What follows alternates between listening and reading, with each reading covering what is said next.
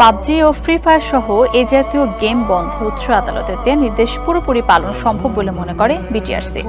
তবে ভিপিএন সহ এসব ব্যবহারের অন্য বিকল্পগুলো বিদ্যমান। প্রযুক্তিবিদরা মনে করেন বিকল্প পদ্ধতিতে ইনস্টল করে গেম ব্যবহারকারীরা সুবিধা পাবে না, আর গেমাররা পুরোপুরি বন্ধের সিদ্ধান্তের সাথে একমত নন। ইব্রাহিম খলিলের রিপোর্ট। অনলাইন গেম পাবজি, যার পুরো নাম প্লেয়ার আননোন ব্যাটল গ্রাউন্ড। অভিযোগ আছে এটির মধ্যে রয়েছে হিংস্রতা, সহিংসতা ও আগ্রাসন, যাকে ঘিরে বাড়ছে সাইবার গুন্ডামি। সংক্রামক ব্যাধির মতোই বাংলাদেশের শিশু কিশোররা ঝুঁকে পড়ছে এই গেমে।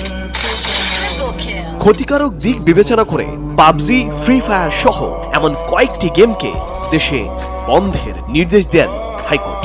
তবে উচ্চ আদালতের আদেশে মিশ্র প্রতিক্রিয়া আছে ব্যবহারকারীদের। গেমস খেলার যে আসক্তিটা তো একদিনে হয়নি, ধীরে ধীরে হয়েছে। সো এখন যদি হঠাৎ করে বন্ধ করে দেওয়া হয়, হয়তো বা এটা আমাদের উপর নেগেটিভ ইফেক্ট পড়তে পারে।